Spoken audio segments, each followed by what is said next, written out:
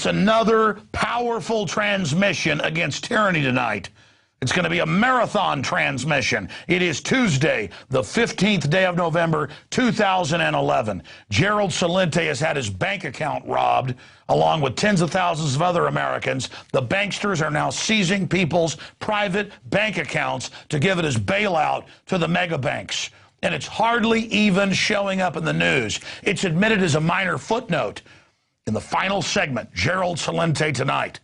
It takes a lot to get me freaked out, but my God, to see this unfolding is incredible. That's coming up. Tape this interview, get it out to everybody you know.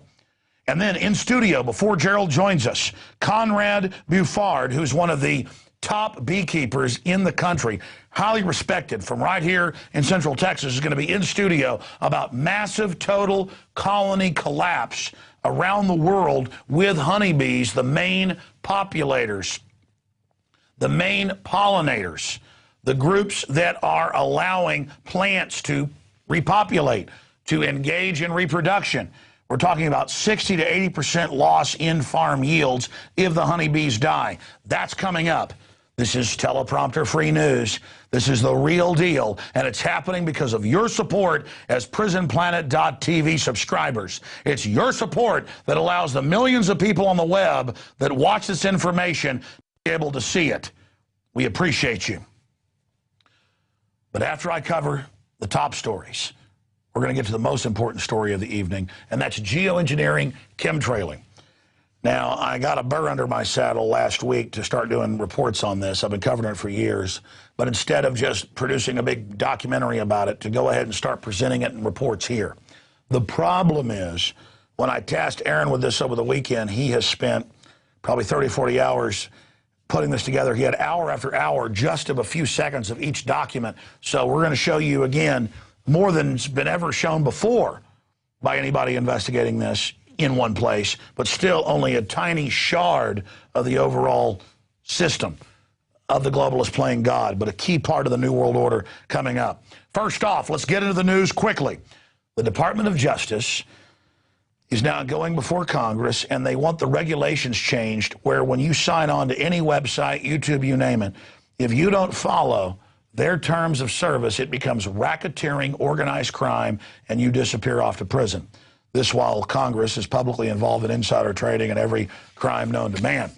So just another way to totally shut down the web as we know it. Incredible information on that front. All part of the attack on the internet and free speech by these criminals who are trying to protect themselves from the public and keep their ill-gotten gains. Continuing, CBS News of Dallas is reporting that the CPS has seized a baby from occupied Dallas site a few weeks ago in a stroller with their parents, and now they want to give the baby to the family or friends, and the CPS says no, the judge says no. We've got to go investigate your family and people. You can't be trusted. We're going to give the child to CPS, who is 17 times more likely to abuse children sexually than any other group. That's the Justice Department's own numbers. We've shown those numbers before. And 5 times more likely to physically knock their teeth out and beat the hell out of them.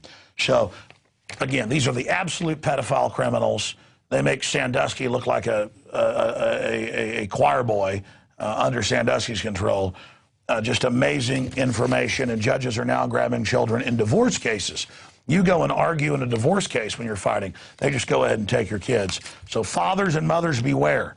I know the media makes it fun to fight with each other, but you better get your differences straight if you care about the kids. Of course, you're so busy watching television and going out and whoring around, you probably don't even care if some big fat pedophile's gang raping your child, but some of us do care, so you might as well wake up and get involved in reality.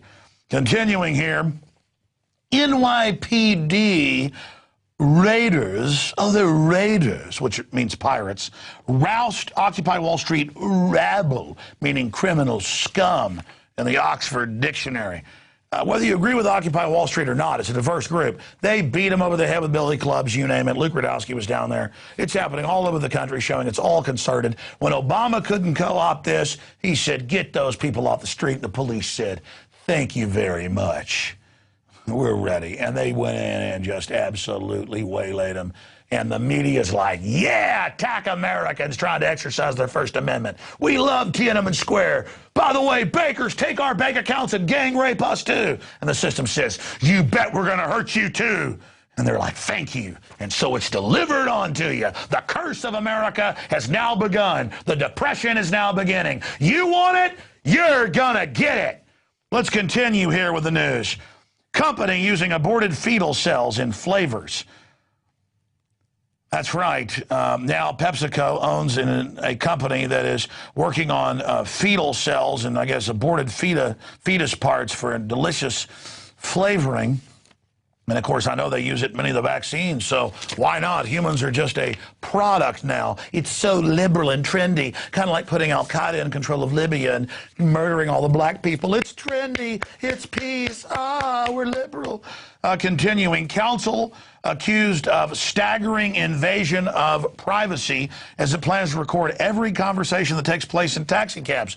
This is in England. They say if you want your license, you will record everyone in live time. It's piped to us. They're putting up street lamps everywhere listening to us. They're already in place, but now they're announcing it. And Du found an article in the Wall Street Journal where China's already doing it as well in Beijing. And after all, if the communist Chinese were doing this 3-4 years ago, back in 2008, why not? Once they admit they're spying on us, there's no Bill of Rights, why not go all the way? Why not go absolutely crazy? Let's continue. Hey, the Super Congress, 6 House, 6 Senate, spending bills don't originate in the House anymore. That's the Constitution. Who needs that GD piece of paper, as George W. Bush told newspaper reporters once upon a time. Now the Super Congress will also come in and take over the farms of America with all these new regulations. They control everything. And they admit the bill itself is secret. Why not have a 13-member board with the president as number 13 ruling everything? I mean, after all, who needs a constitution? Torture's sexy. Torture's fun. I watched a bunch of pot-bellied chicken neck ninnies sit there and get mad at Ron Paul when he said torture was illegal. Oh, you don't like rule of law? Don't worry. Your shield of protection, your very atmosphere is going to be sucked out. You're going to get all the blessings you want. All the psychopaths, all the control freaks, all the pedophiles, all the sadists are going to be released on you. You love evil? You think it's cute? You're going to now enjoy being drugged behind it. Enjoy your blessing. Let's continue now here with the news for everybody.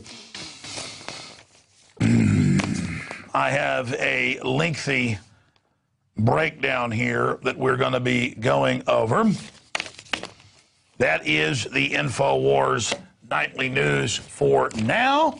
The outrageous tyranny pouring in around us. I feel like I'm trapped in an Indiana Jones movie where the sand of the water is pouring into the chamber, and I'm saying we got to get out of here. It's rising, and the yuppies, the trendies, the know-it-alls, they're too busy slicing their arms or hurting themselves or wearing diapers as adults, whatever little decadence they're into, to even worry about a total global government program that's hiding in plain view that they call testing. Department of Energy here in the U.S., set up in Europe as well, spraying, mixed in with the jet fuel in some of the cases, mounted to government aircraft, all admitted. Not condensation trails, ice crystals, no. But barium salts, aluminum dioxide, other nuclei mixed in so that it creates an artificial haze. And NASA admits we're more than 20% darker, less sunlight hitting us. You don't just think they put that in the Matrix movies, 10 years ago because they thought that up about a global plan to black out the sun. But the scourge isn't the machines, it's us. This is part of the UN says if you don't play ball with them, they'll just spray you and shut down your weather. Now, here's my frustration. I knew they were going to announce global government with this European crisis years ago. It's now happened. I know all of this. I know they're spraying us every day. I know they're spraying my family. I know we're all filled with heavy metals. I know it's hurting us.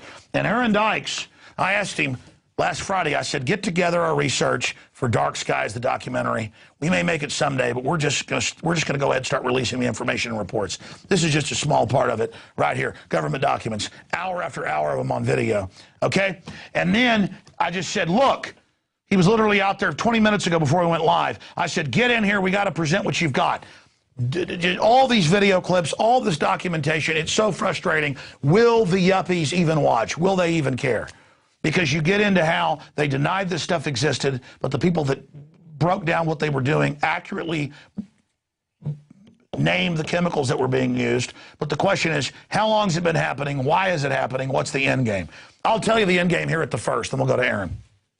The end game is aluminum dioxide in all the soils, where you've got to go to companies like Monsanto. They're coming out with whole seed lines that will grow in aluminum poisoned soil. But that's only part of it. It's about the seed banks, the seed arcs, all of this. It's about weather weapons, shutting down regions that don't play ball. They're already talking about a Chicago mercantile system that will bet on the weather. Well, it's going to be a rigged casino. They don't set up casinos without putting their, finger on it, without controlling it. This is about playing God. This is about world government. And this is about genocide and population reduction. Aaron, I'm going to interject points here, but we've only got about 25 minutes, and we'll come back and do part 2, part 3, part 4, because this is so important. It shows how they can keep something bigger than the Manhattan Project secret. We expose it over the years accurately, and they come out and go, yeah, okay, we've been doing it, it's secret, but it's for your own good. And we admit it's happening, but the details are secret. So you've got the floor. Go through as much as you can, the video clips, all of it. This is incredible information. Yeah, just like you saw back in the 70s with Kissinger and the food as a weapon plans under national security, you see global warming and chemtrails under a national security proposal. And you'll see a lot of the quotes here of Kissinger talking about food as a weapon. Is the U.S. prepared to accept food rationing to help people who can't or won't control their population growth?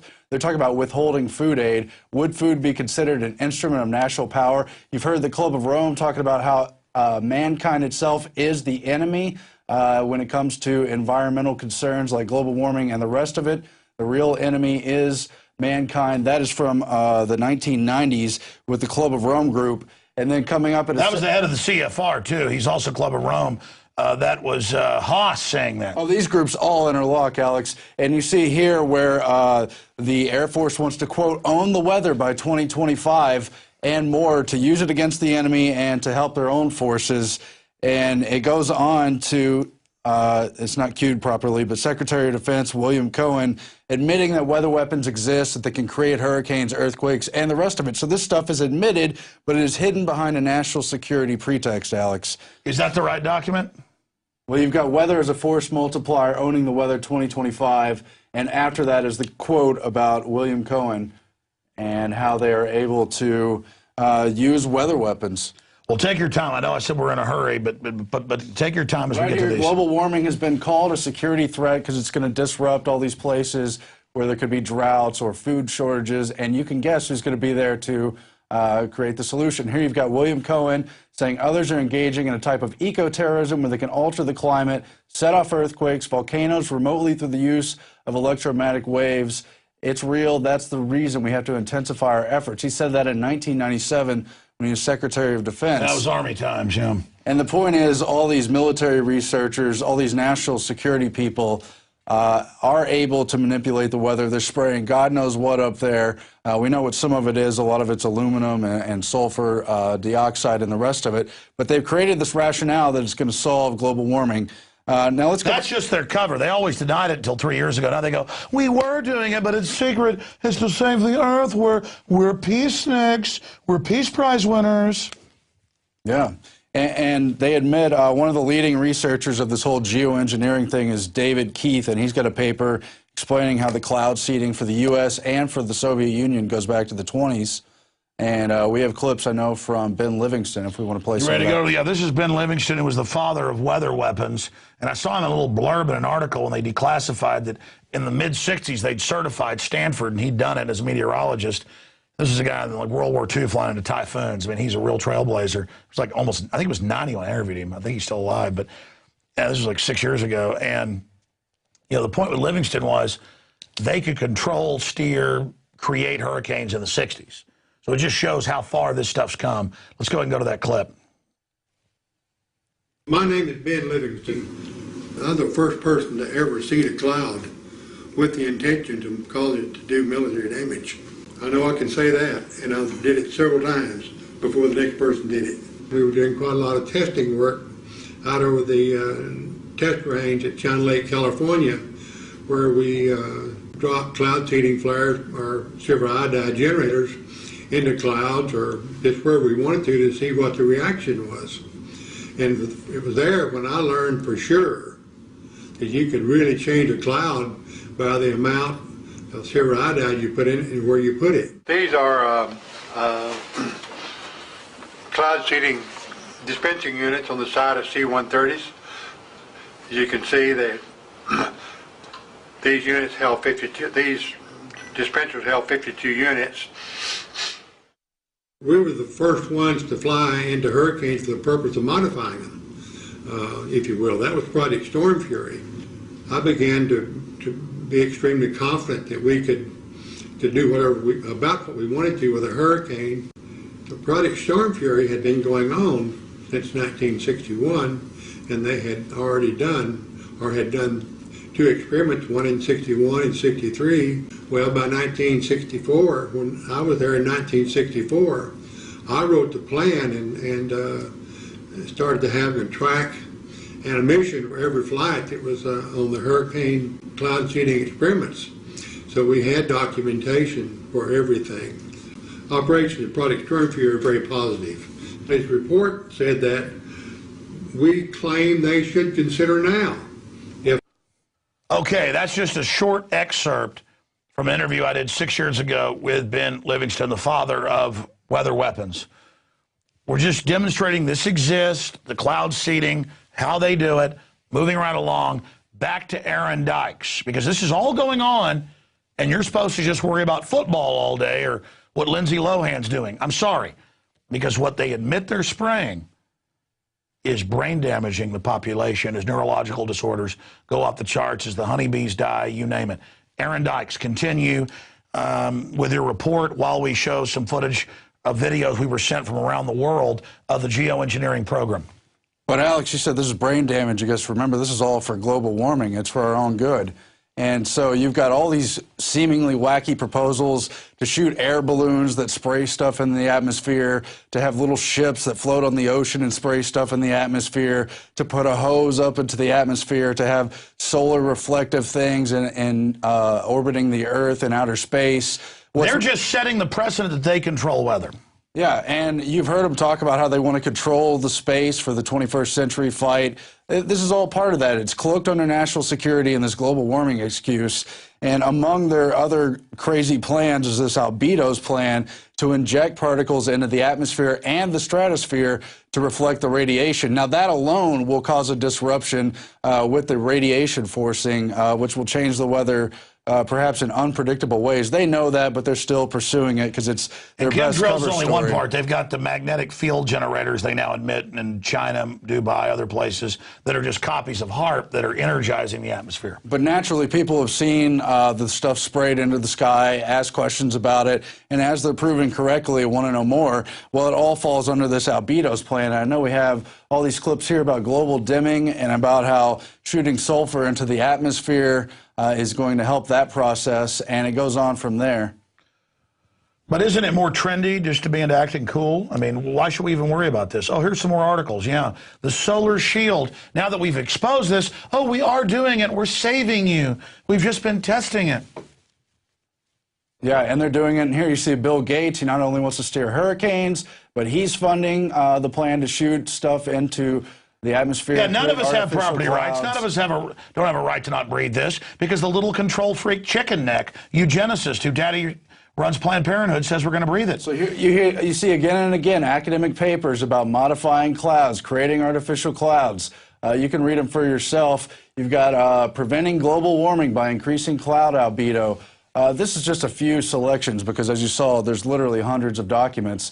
But here, Paul Crutzen, he won a Nobel Prize, and he's very much at the forefront of this whole thing. He's talking about albedo enhancement through stratospheric sulfur injection. He admits they're going to shoot sulfur particles into the stratosphere and atmosphere to try to cool the planet. And that's one of the main proposals that's tied to this spraying from the planes, because you've also got this one from Jay Gorman about how the stratospheric injection of aerosols can be done with fuel additives, aviation fuel additives. The paper describes the selection and preliminary testing of chemicals that might be used as aviation fuel additives to inject these products, sulfur dioxide and micron-sized silica particles, into the stratosphere from commercial or military aircraft. They admit they're testing it, and when it's tested, they have... Well, this whole program they call testing, well, when is it coming up where they admit they mix it with the jet fuel, the patents? This is the one right here. Atmospheric testing could be started almost immediately.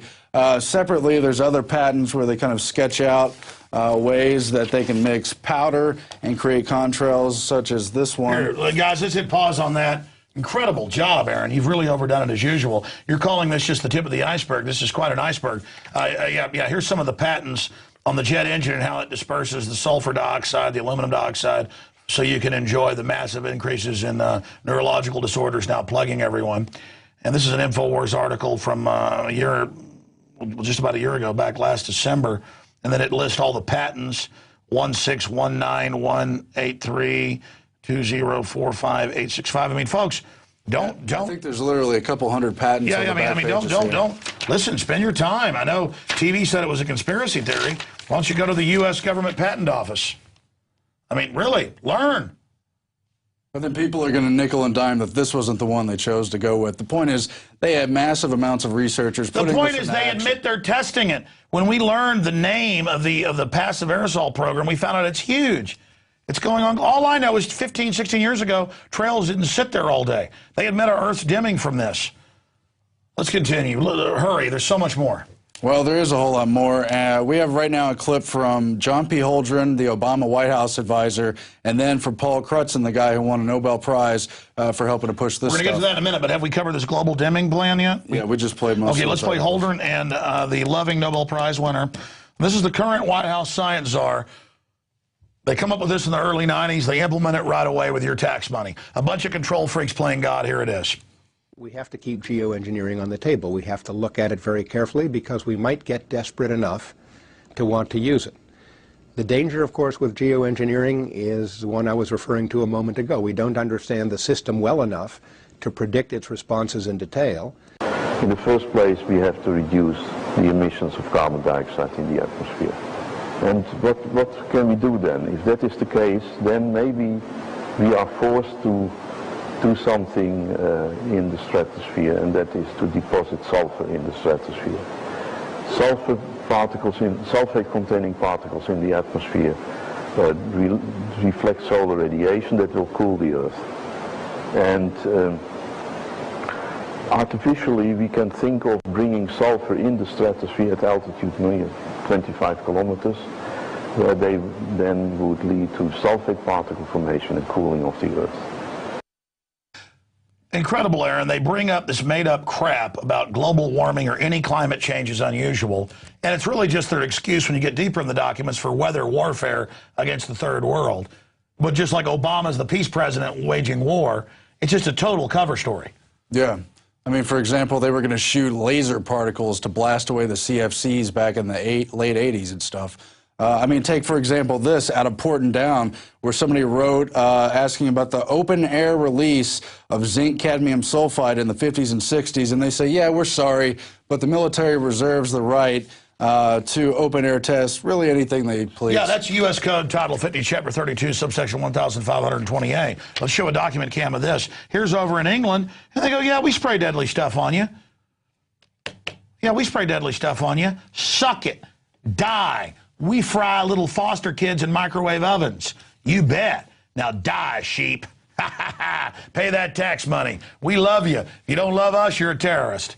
Yeah, and so now we got this whole global warming thing falling apart at the seams. The cover story's busted on that, but they still want to push this geoengineering thing as a solution to a problem a lot of people know is phony.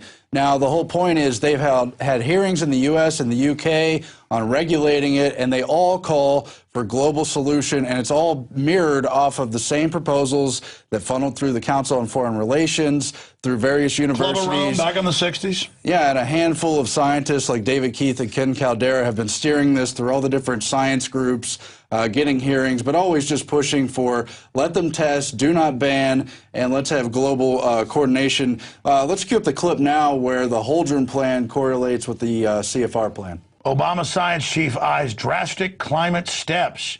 Thank goodness he's there to save us. Of course, he says he wants to reduce world population by at least 80% and put chemicals in the water to sterilize us.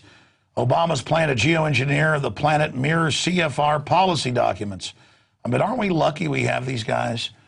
I mean, he says he wants to kill us. It's very nice of him, though. But I guess he can't kill himself yet because he has to carry out the plan first. It's very nice of him, though. And he's so incredible with Bill Gates. Yeah, there's the CFR plan, unilateral engineering. These are the same plans with everyone. Shoot reflective particles into the upper atmosphere, add more clouds in the lower atmosphere, place reflective objects in space. Extremely expensive and stupid. But then we're not supposed to notice any of this going on, though. Change the terraform of the Earth. Change the shading of things on the Earth. But notice, Aaron, the old-timers 18 years ago did the testing in the atmosphere and said these exact chemicals. And then they were proven right, and it's going on, and the Earth's getting dimmer. And the neurological disorders are going up, and we've covered in our report that Paul did, all the universities, people saying aluminum's going up, we don't know why, and all the soil. And then after we expose all this, they go, yeah, we're doing it for the Earth, but the details are classified. But that's good if they dim the Earth. They're more intelligent than we are. Well, exactly. Well, they know they like to kill us. I mean, they said so. We're scum. Yeah. Well, they're really killing us, but it's kind of a nice little thing. They're saving us, Aaron. But that's the gravy, I think, is you've had stuff like... You're not loving like they are? Kucinich, among others, wrote the bill back in 2001, you know, calling to ban or restrict exotic weapons, including high-frequency weapons that allegedly also didn't exist at one point, as well as, quote, chemtrails, the little buzz But we term. did show the defense secretary admitting they have them. But now they are holding hearings on geoengineering, which does exist officially now, and they're telling us how good it will be when they regulate it globally, Alex, either using the places that already exist through the United Nations or creating a new. But I drew a smiley face on it. It's loving. Well, if we could play the clips now about the international global accords to hold hearings on geoengineering. Government report calls for global authority on planetary geoengineering. That was Steve Watson reporting on it at Prison Planet. And it just gets into all these hearings. There's the actual report. Yeah, this one's from the UK, the House of Commons, regulating geoengineering. Sounds like they're really going to do something about it. They're going to make sure they're allowed to spray us with aluminum. They go on to explain how they have a joint agreement with the U.S. and that their committees have gotten together and agreed on geoengineering. They recognize there could be dangers, of course, Alex, but they need an international regulatory arrangement for geoengineering, as you can see here. And to make it all legal that they're killing us and cutting the water off to Africa and Latin America. Yeah. And then here how currently it's not subject to regulation. They admit there's no regulation to the testing going on right now. That means they're doing it, Alex. If you read between the lines. No, they admit they've been doing the testing. You can go pull up thousands of reports of it. But again, none of these documents exist. It's all a pipe dream. But here's the regulations. More international regulation between the U.S.-UK deal. Here's from the House of Commons. They talk about the transboundary implications of dealing with these new technologies. But as the CFR said, we'll just do unilateral global. Yeah, well, they'll do both. And they got drones bombing everybody anyways in countries, killing them. I mean, why not? They can't ban it or create a regulatory framework because the technology is not sufficiently predictable. And they explain, too, how cloud seeding will be included in this, and they're going to have to come up with a legalese definition for geoengineering. And again, what I'm showing is different reports that all call for international agreements. This one out of the Congressional Research Service. They had all kinds of different... No, this goes on in the real world, and then we're all supposed to watch CNN and Fox and hear Glenn Beck make fun of us and tell us none of that exists. Kind of like there wasn't a Bank of the World or a CFR or a Bilderberg Group. Now they admit it all. But the global government's to save us, Aaron, run by the very banks that implemented it all. And, of course, you know who's pushing all these genetically modified crops, the stuff they're pushing on sterilize all the animals that eat them, and we see our fertility dropping. But, again, these are nice people. I mean, they openly write papers about how they want to kill us. We should just trust them. I mean, everything's fine, Aaron. They have all these patents where they're mixing it with the jet fuel. I mean, so what? These are good people. There's so many documents, it was really difficult to narrow see, that's down, that last video was a contrail versus a chemtrail. See that? See, the real trail is dissipating. Amazing.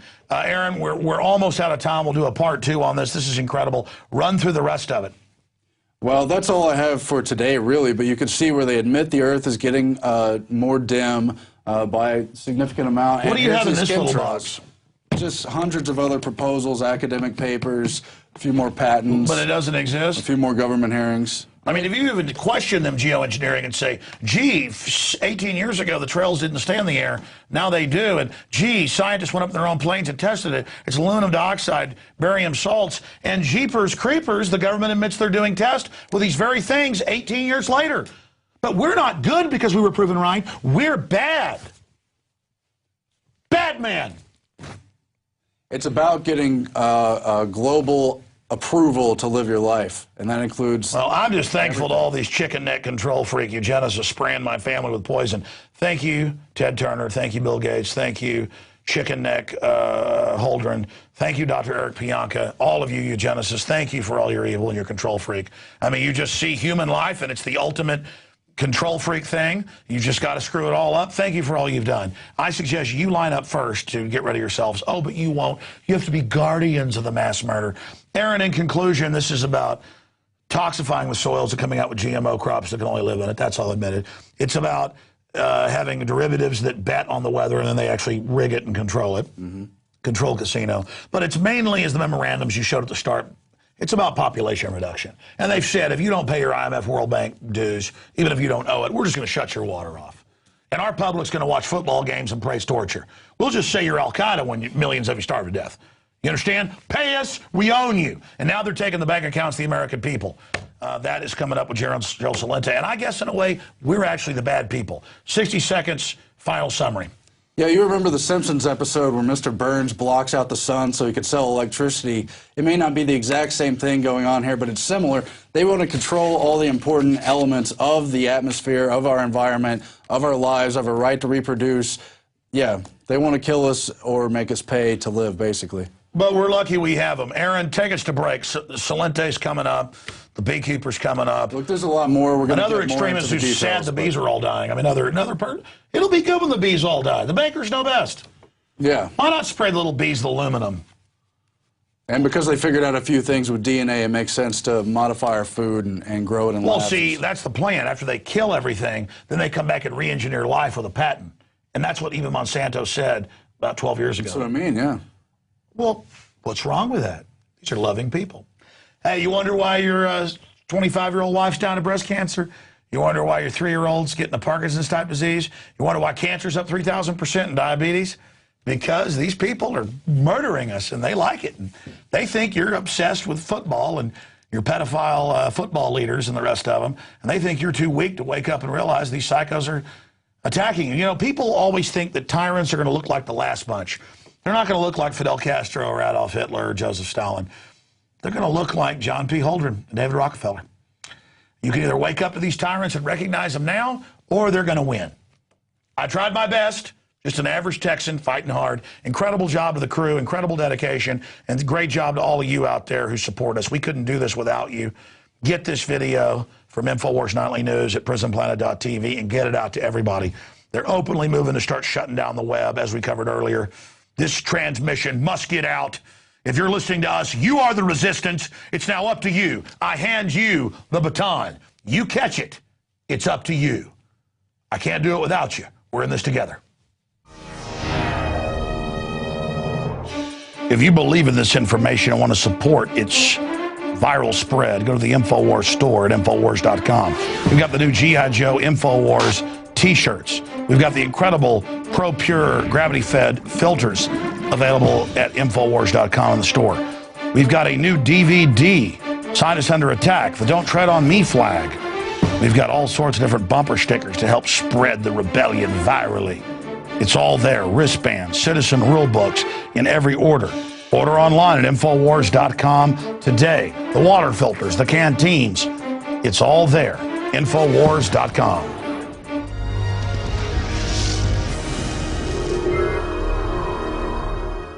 And we are back on this Tuesday, November 15th, 2011 edition of InfoWars Nightly News.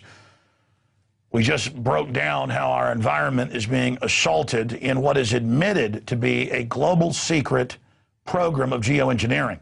it's an admission that there is a secret program going on. We need to know exactly what that program entails and how this aluminum dioxide, barium salts, and sulfur dioxide is affecting not just plant and animal life, but human life as well, as the levels of toxic metals goes up in our soil. And our next guest is going to speak to one of the real canaries in the coal mine of the different biospheres that are on this planet. And then Gerald Celente is joining us, of course, after that. He has had his bank account robbed, all part of the globalist world depression that's being engineered. He had the gold out of his account stolen. Just incredible information breaking here. Coming up with Gerald Celente after this interview. Now, Conrad Bouffard, if I'm pronouncing that right, yes, sir, is our guest. And let me tell you, we are so blessed to have somebody like this right here in Central Texas. He is recognized by many publications, and I have a list of them here, as one of the leading beekeepers in the world. He has the largest beekeeping school in the world. That is undisputed. He started out in bee removal instead of just killing bees that are so important for our environment and the entire life cycle from plants on up. He specialized in that, and he got so busy he quit being a school teacher and moved on from there to now being one of the most successful beekeepers in the world. And his honey is also, of course, shipped all over the United States and the world. And I was mentioning to him that my uncle had worked for Fane's Honey going back, 20 years ago. And he said, oh, yes, we work with Fane's. So I know that's another company that's real raw honey, not mixing in corn syrup or all that other garbage. And they don't strain out all the good stuff that's in it. So we're going to talk about what is real honey, what's happening with colony collapse all over the world, and this report by Texas A&M that 76 or 77%, depending on the brand they tested, of major companies had no honey in it. And I mean that as an oxymoron or as a pun, because it's not honey if it doesn't have pollen in it, and he's going to explain that. It's no longer honey. It's been cooked. It's been totally changed. And it's great to have you here, Conrad. Thanks for coming in. Thank you. I'm going to try to just give you the floor. You heard the points I threw out, run through it, and where we stand today. Sure. Well, this article was like a godsend for most beekeepers, especially beekeepers that are interested in producing raw, unfiltered, unheated honey. And it basically revealed what most all beekeepers know, that the large honey companies are filtering out the pollen and the large sugar crystals and cooking honey from raw honey when they get it in to put it on the shelf, because they believe that consumers want that. They believe that the consumers want honey that isn't really honey by definition. Honey by definition includes the nectar from plants that bees have converted, through their natural processes into the syrupy part of honey, and then the pollen. And the pollen is a critical part. If you take that out, it's not honey. And so, anyone can tell you that honey has to have pollen. So when some of these larger companies come around, and as they've been doing for years now, and take all the pollen out, it does nothing good for the consumer, and it's kind of like taking the engine out of a car. That's like the system telling us we want white Wonder Bread and not wheat bread. But over the decades, they found, the public doesn't really want that. And when you have allergies, they say eat local honey because it has the allergens in the area. I mean, that's always what's been in honey. That's part of it. And can you speak to, there's a lot of research done on the amazing health benefits of real raw honey, like Round Rock honey. We've got here on the table. Yeah, there are many benefits to honey. It's been shown to reduce blood pressure. It, in my opinion, has been, and the opinion of many other experts, has been shown to reduce allergies or allergic reactions, histamine-type reactions, rather. Taken over time, it can normalize blood sugar levels. If you have a wound on your skin, if you get burned, you can put honey on it, and it will actually help heal that wound, because honey naturally draws water and keeps the skin moist. It helps. And it was the only thing still surviving in the Egyptian tombs, 3,000 years old. Yeah, honey is the only food in nature that's naturally, self-preserving. That's why you can put it in a bottle. you could put it in this glass bottle here and come back in 5,000 years, and it would still be totally edible. What are the big companies, and we have a list of them, that you see dominating store shelves where it's almost completely clear like water, and it tastes terrible. I mean, I don't like the processed honey. As a child, my mother would buy both kinds. I always liked, the real brown honey. And, more and more people are starting, obviously, to buy the real honey because I see it starting to displace the establishment, so-called natural stuff. But what is that stuff that's on the shelves that is devoid of any flavor and doesn't have any pollen in it? Sure, it's honey that, and not all honey producers are doing this, but it's mostly among the large honey producers. And typically what they do is, they filter out all the pollen, they heat it above 130 degrees, sometimes for days on end. And the reason why they do that is they want to make all the sugar crystals inside the honey the same size, and they want to filter out all the pollens, because the pollens are, of course, what make it crystallize quicker. So they think, that crystallized honey is bad, and they know what's best for the consumer, so they're going to tell the consumer that it's bad. And it's kind of this self-fulfilling prophecy that that some consumers believe this, but actually, in reality, if you were to go around to most consumers, they believe that they want honey straight out of the hive because it's a God-given product. There's nothing wrong with honey as it comes straight out of the hive. In fact, you can go like I did when I first started keeping bees over here in East Austin and pull a hive straight out of a church wall or out of a home, the wall of a home or out of an attic, and eat it right there. And it's completely edible. Well, that's what I buy, and we actually have listeners that also send it to us. I buy the sliced cord, and that's what I like, and then I just spit the wax out. Right. I mean, that has the real flavor when it's in the. I mean, obviously you're the expert, but just my taste buds like in the comb. Right. And if you take comb honey, usually at the bottom of each cell of the comb, there's usually a little bit more pollen that just because of gravity that collects in the bottom part there. So, if you're eating comb honey, you're getting, a little bit more, a little bit higher concentration of pollen. That's just based on my own experience. And then also chewing the wax helps, remove all sorts of things from your teeth. It's a good way to manage tartar in your teeth. From your research, why? I mean, even medical doctors tell people that have allergies, you need to go and you start eating a lot of local honey when allergy season kicks in. And I've done it myself. It really alleviates a lot of it. What's happening? You mean when you eat the local honey, why is it helping with allergies? I see what you're saying. So you're taking in a small amount of pollen, and you're having a small immune reaction, and over time your body builds up a tolerance to that. It's the same concept as allergy shots, building up tolerance over time until you're at such a point where you don't react anymore to that particular pollen.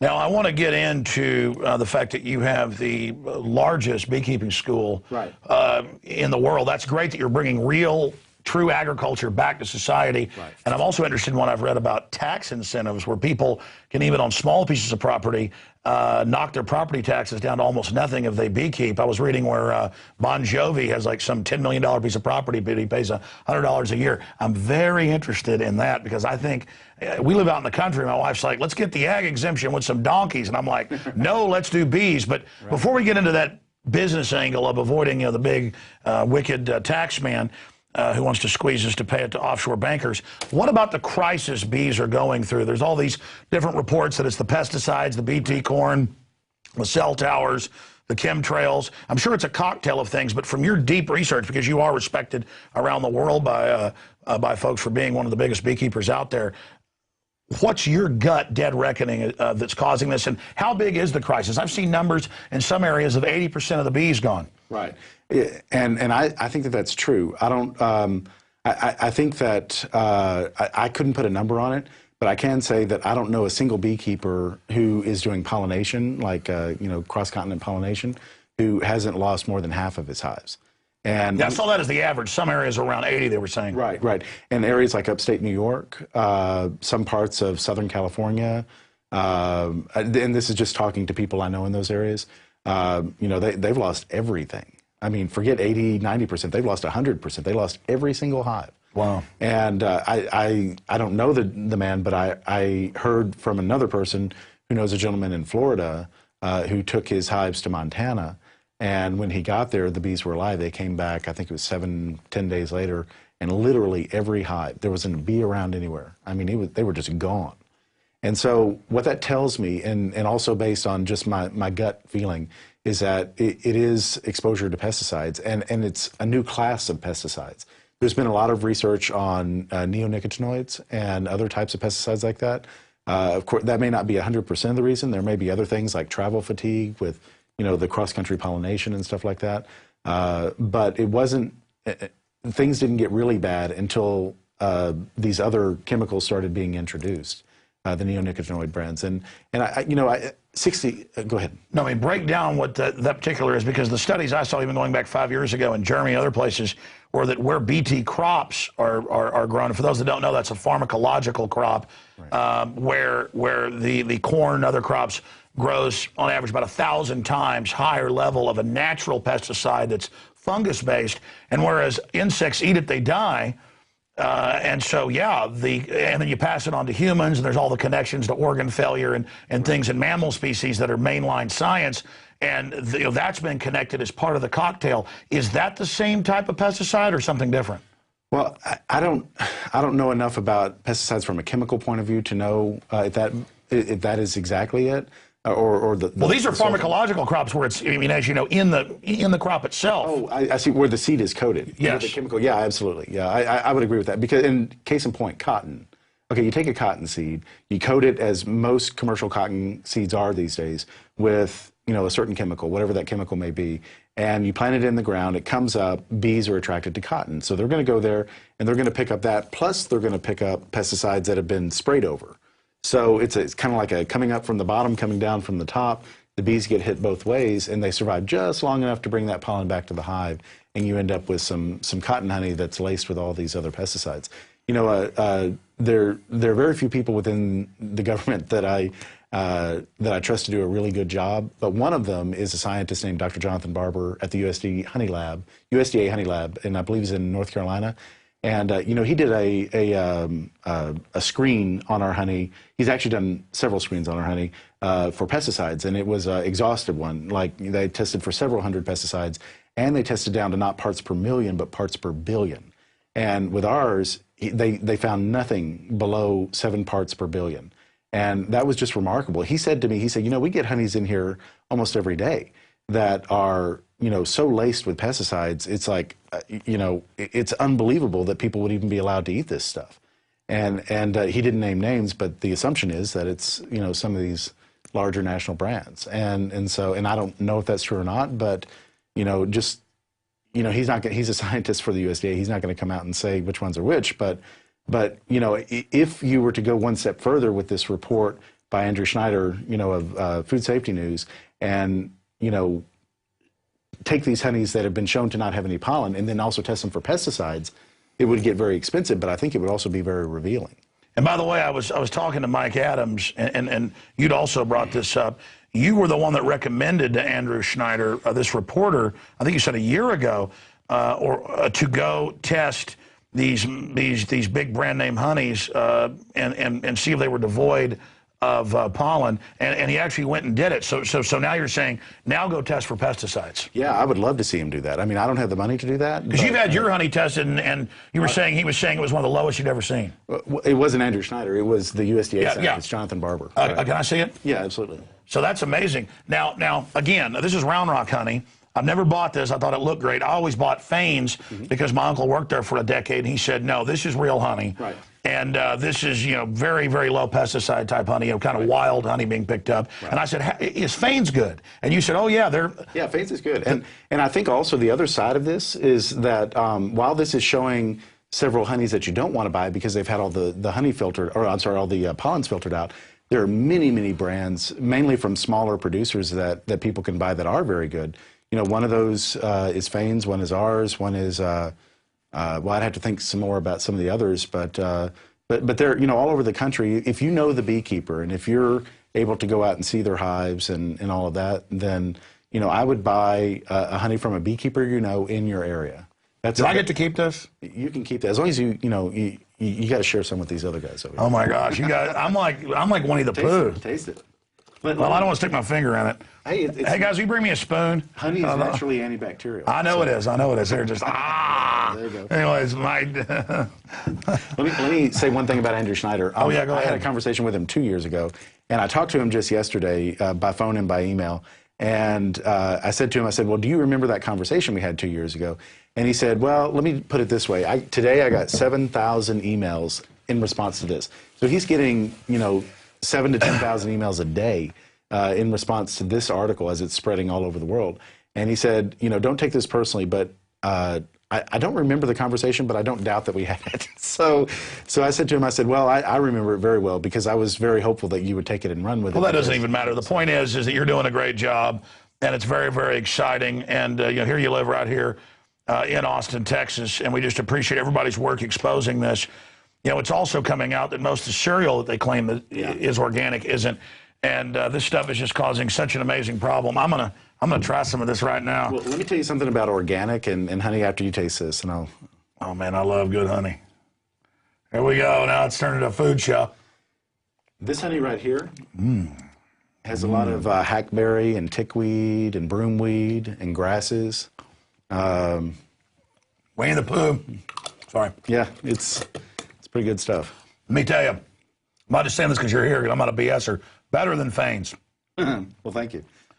Don't tell Fane that, though. I mean, I like the guy. He's a great guy. No, it's good. That is really good honey. Yeah.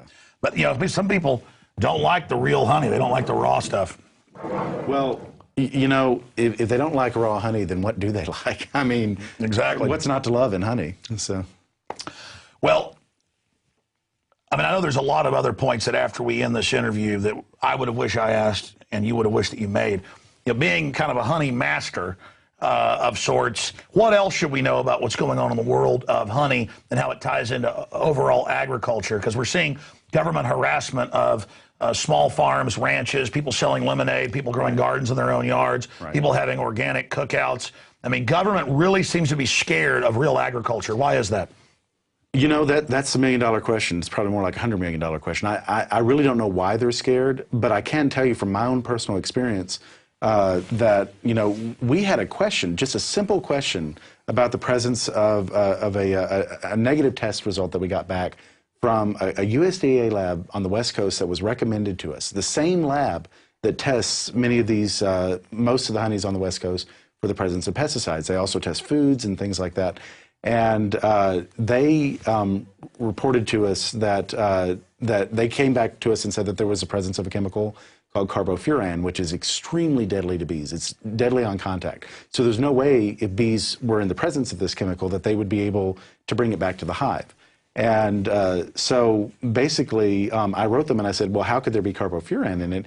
The scientist went back and he tested and he said, oops, our mistake. And he wrote me a very nice letter apologizing profusely. But that set into motion a 5-year investigation, which just ended yesterday. 5-year investigation by the USDA and the EPA. They both came down. They sent various departments of health. They put us through the ringer 9 ways to Sunday. And the assumption was that we were guilty until proven innocent, not the other way around. And you were sending it to be testing because you wanted to know. You've sent your stuff to other government labs, and they said best ever. So again, you're there researching your own self, and then they're freaking out. Because I guess they don't want to really talk about this. I bet these big mega companies, that you were kind of alluding to earlier, you said that the head scientist said, yeah, I don't know why they're allowed to do this. Right. There's definitely a double standard. If you're a small up-and-coming company and you don't have the money to, really defend yourself, then they're going to treat you like a whipping child. It's just there's no two ways about it. And I went so far as to write a letter to then President Bush and work through the city of Round Rock, to work through a number of people in Washington, D.C. to address this member. And I eventually spoke with the man who was the former head of the FDA. And then I spoke with the field investigator in Dallas for, I think it was the EPA. I could be wrong about the organization, but I spoke with some pretty senior folks. And they said, okay, well, we're going to check into this and we're going to look into it. But then nothing happened, And it was like, so you're basically intent on harassing me. And I said that directly to him. And he said, no, we don't harass people. And it's like, well, what is this? And I said, when all this is over, am I going to get an apology? And there was no response to that. Well, I got a form letter yesterday saying, hey, we concluded and we found exactly what you said, that there was nothing in it. No apology, no nothing. And I just thought to myself, you know, I really need a, you know, I could wring someone's neck over this. I mean, it was just absolutely insulting. And if I hadn't been the combative type, they would have just steamrolled me. You know, I mean, in other words, if I hadn't taken them on and took them to task, saying, look, I have this testing, I know what's real, and you can't tell me what you think is real because your results have been proven to be bad and mine have been proven to be good over and over and over again. And so, you know, but they never apologize. They'll never admit, hey, we screwed up. That's our mulligan. You know, they won't say that. So, Conrad, in closing, how important are bees to the global ecosystem? And I mean, is it a serious alarm bell that all over the world they're dying en masse? can I say hell yeah on TV? I mean, Well, if it's killing them, what's happening to us? Well, here's what's going to happen. Here's what's going to happen. If we don't start putting a beehive in every backyard, if we don't start getting people more interested in bees and keeping bees and all of that, and people go into our beekeeping school and doing all those sorts of things, you better get used to eating rice and oatmeal because that's about all you're going to get. You're not going to get nuts. You're not going to get fruits. You're not going to get most vegetables like squashes and things like that.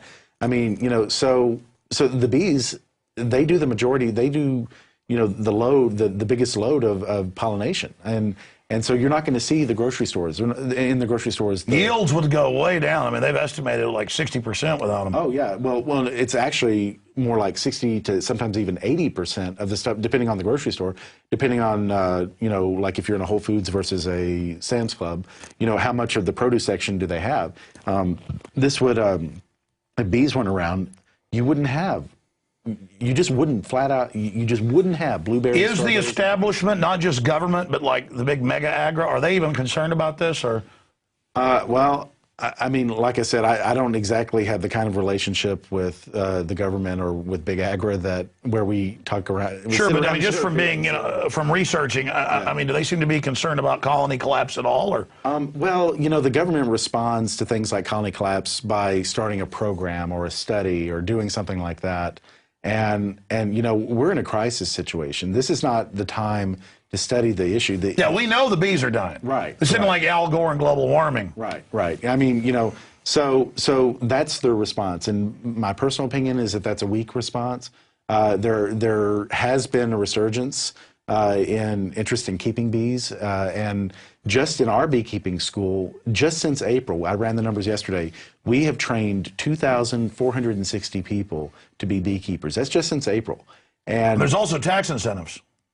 To having hives on your land. That's right, because bees are treated like cattle in Texas. I don't know about other states, but if you have a hive, you know, or if you have a certain amount of hives and you have them for a certain amount of time on your land, then definitely there's a tax abating benefit to it. So, well, we've had a link to your website up there on the screen, but people can visit that there and find out more. Conrad, thank you so much. Thank you. And good job to the folks exposing what they're doing with the so-called honey. It's kind of like this pasteurized milk. It's not really even milk. It's more like a liquid cheese. Well, ladies and gentlemen, we're going to go to break and come back with some hardcore information with Gerald Celente. I mean, it's time to get your money out of the big banks. It's time to if you've got gold, to physically hold it, because they stole his gold. They stole his gold. Russia earlier today, got him on to talk about the world economy meltdown he predicted. And he said, by the way, let me just announce to everybody they've stolen my gold. He was keeping his gold in a safety deposit type banking system, and it's been taken by a company that, quote, collapsed. And you're going to see this more and more. I mean, this is a depression. This is serious, serious business, and we have criminals running our society. We're going to go to break. Gerald Celente, straight ahead. If you believe in this information and want to support its viral spread, go to the InfoWars store at InfoWars.com. We've got the new G.I. Joe InfoWars t-shirts. We've got the incredible ProPure gravity-fed filters available at InfoWars.com in the store. We've got a new DVD, Scientists Under Attack, the Don't Tread on Me flag. We've got all sorts of different bumper stickers to help spread the rebellion virally. It's all there, wristbands, citizen rule books in every order. Order online at InfoWars.com today. The water filters, the canteens, it's all there. InfoWars.com.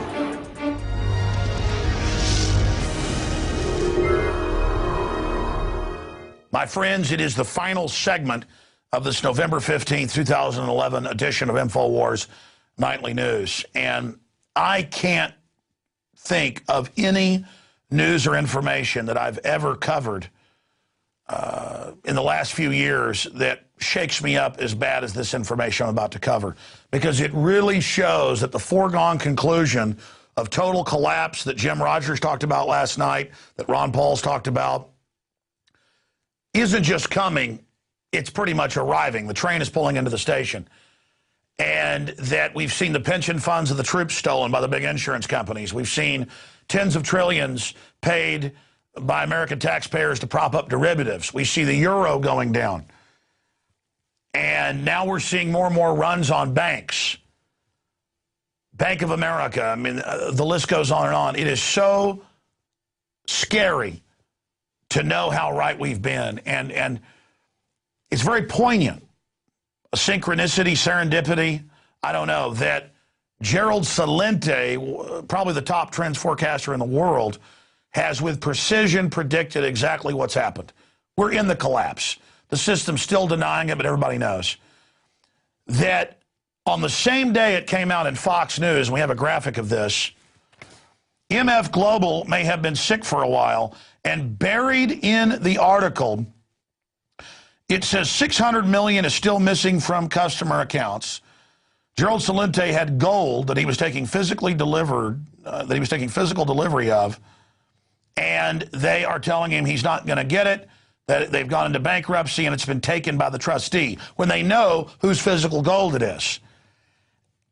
And they break down the facts here. The reason this is such a big issue is Gerald is a prominent media analyst and geopolitical analyst, and it happened to him. What are the numbers? I mean, he's 1 in a billion. Imagine if it happened to Gerald Celente, how many other people this happened to, not just with MF Global, but with other companies.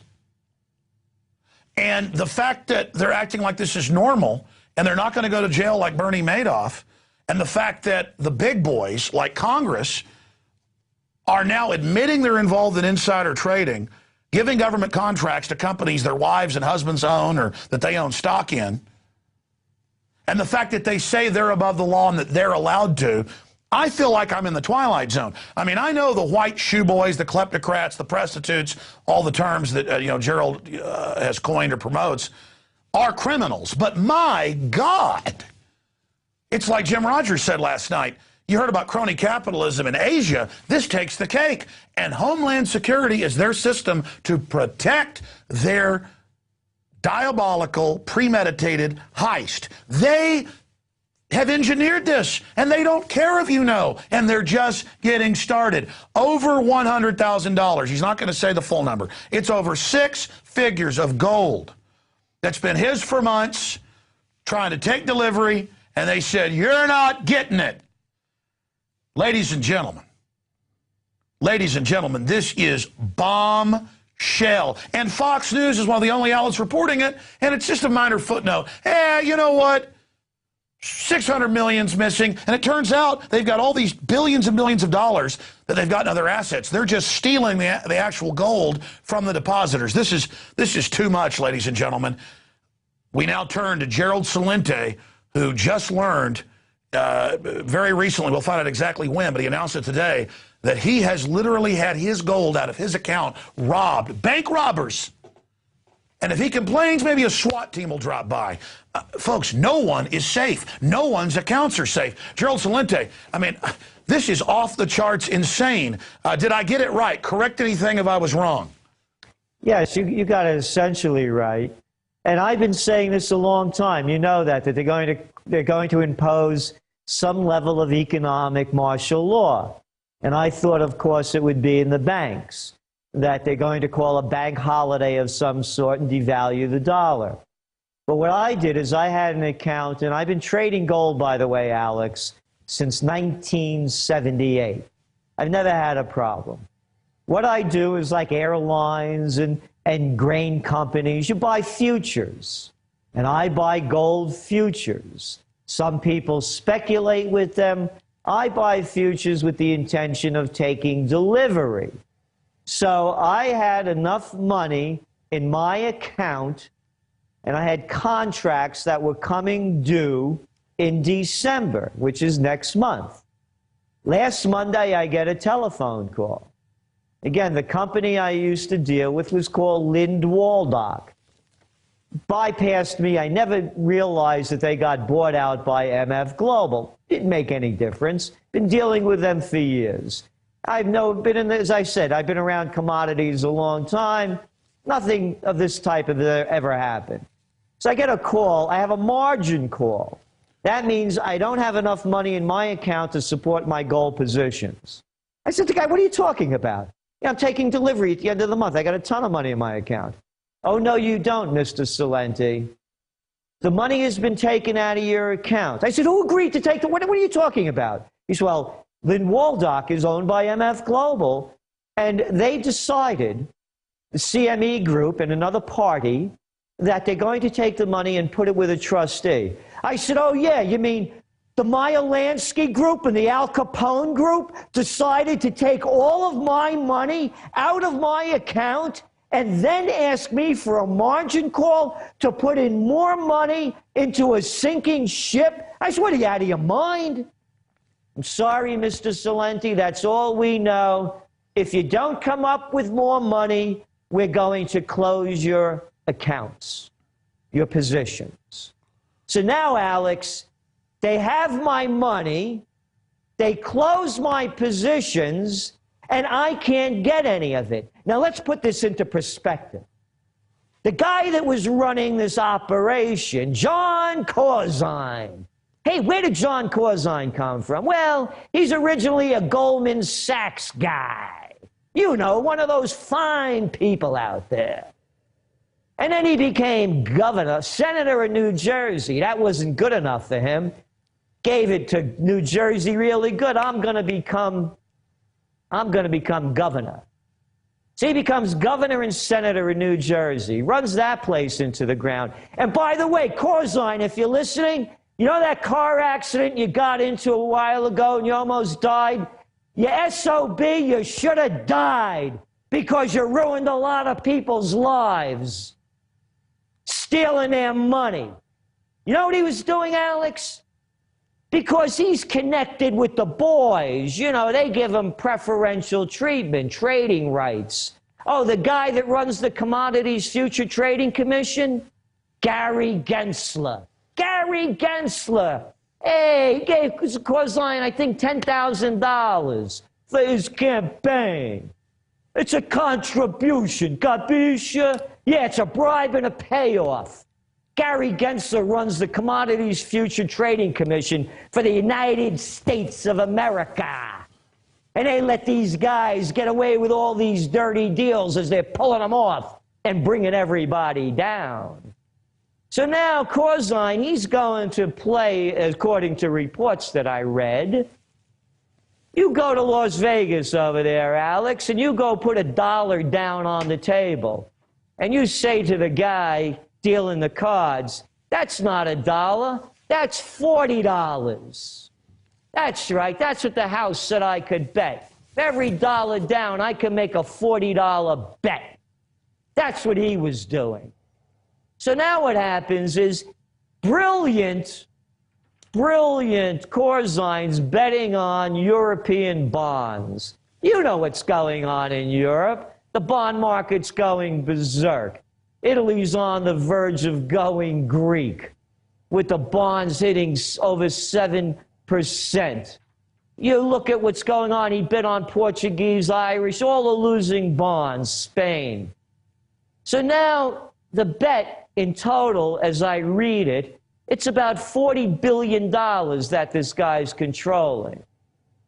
The shortfall that they can't find is $600 million. The CME group that runs the commodities game, they've come up and they said, we'll cover $300 million. So now we're talking about a $300 million shortfall out of a $40 billion pie, and they steal everybody's money out of their account. You tell me what's going on, because my suspicion is they don't have the gold and silver to deliver. That's it. Well, that's what Max Kaiser and you and many others predicted, was that they were going to end up being short. But my God, the boldness of this to actually not deliver your gold, and then you have all these other positions, and then just say we're going to shut down your account, and I guess let you then go negative on those. I mean, I don't know where you stand, but this for me, studying history, correct me if I'm wrong, Gerald, is a new level of naked corruption, just in-your-face hubris that is off the charts, and we see it all over the place. But here you are individually, well over $100,000. You won't say the number. It's over six figures. You say it's over $100,000. It's your gold. They have stolen it out of your account, and then we know that Bank of America's moved $79 trillion in derivatives into the taxpayer-backed FDIC, and there's no way to pay this back. It's their debt. Their whore media, though, is going to say that, well, it's America's debt. You've got to pay it. We don't have it. So they've got to know that as this comes out, it's going to fully destroy confidence. But because the crooks at Goldman Sachs and the rest of it have their people over every major government, where does it end? Do they just, we all get thrown out of our houses and are homeless, except for the cops manning armored parapets with the bankers laughing behind them? I mean, how much criminality do we have to see? I mean, it's such a bold move to steal your money. And then to admit it, and it's a minor footnote.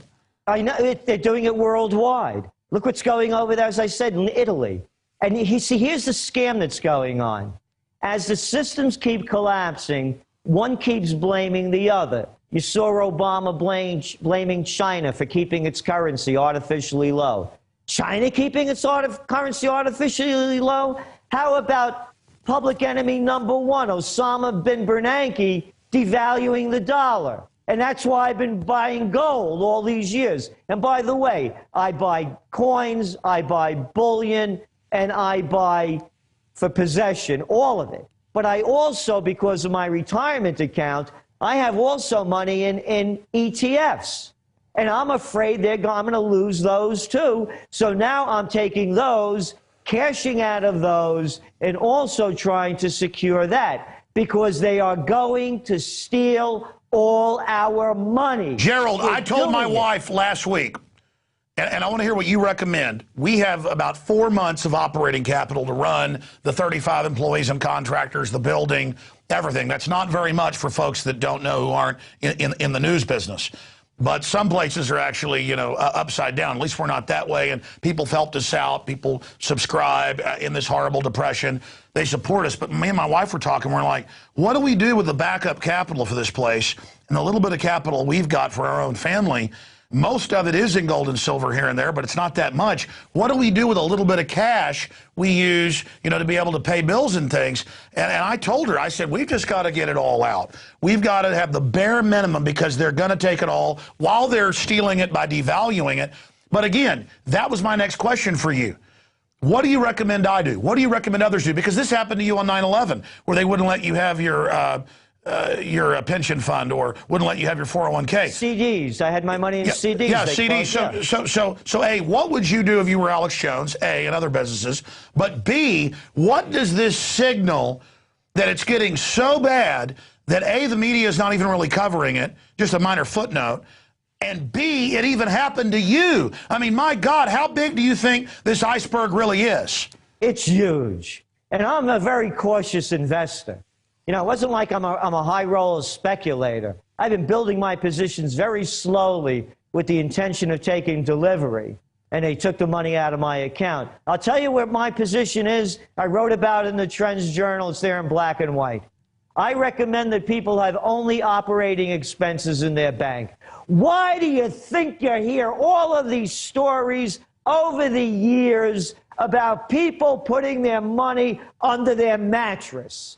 Because the banks are going to steal it from you. And Alex, I don't want to use that word banks anymore. Let's call it by its proper name. They're loan sharks. That's all they are. They're loan sharks. Can anybody say those words? Stop calling them bankers. because that's all they are. That's all what this is about. Austerity measures in Europe. The loan sharks want their money. Who made the bad bets? You're asking the people who lost their jobs, that never had jobs, that have degrees in worthlessness from coming out of school and being in debt, to bail out the bankers that made bad bets. That's all this is. Look who, as I said, look who they put in charge of running Italy now. The wonderful technocrat, Super Mario Monti. They call him Super Mario. How about three-card Monty? Where did he come from? The Trilateral Commission. Another Goldman Sachs guy, by the way, just for the record.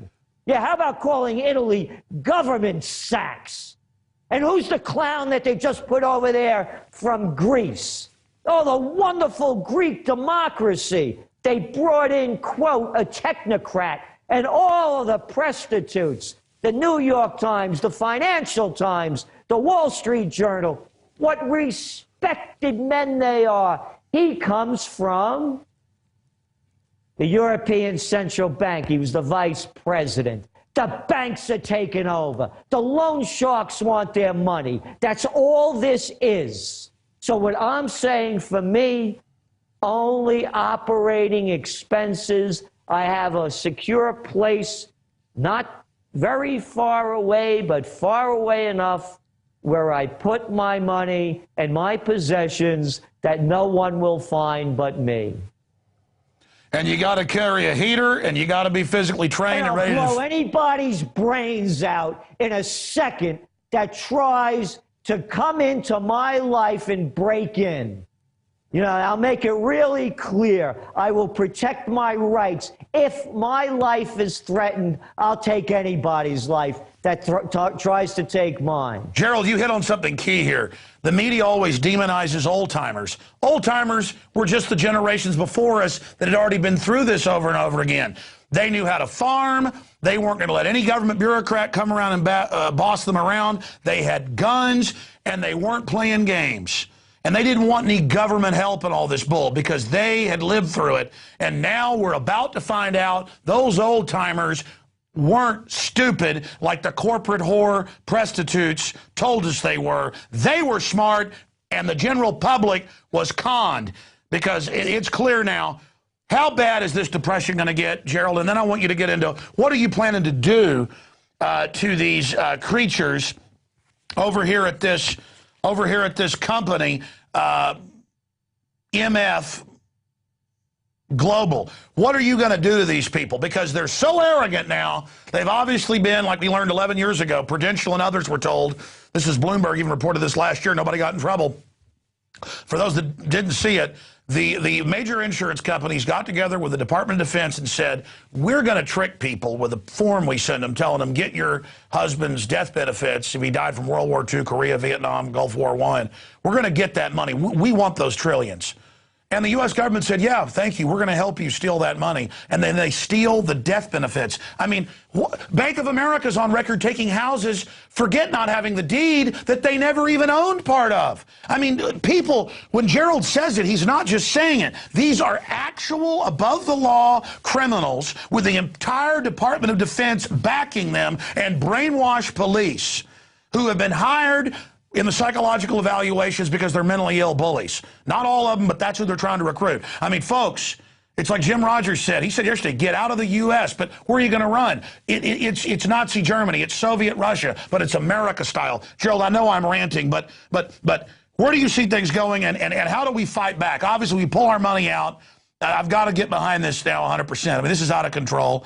And what do you do to these people who arrogantly say, you're not getting your money, and Mr. Salente, we're shutting your account down? You got that? I mean, that is just, man, these people are arrogant. Oh, yeah, they're arrogant because look who they are. I mean, look at John Corzine. You know, they just shut down a whole bunch of New York City one time. As a matter of fact, I think you were there when they were doing it one time as well, when Obama came into town. Yes. Yeah, John Corzine throwing these $35,000, you know, a ticket dinner to go sit down with Obama. They're all one of the boys.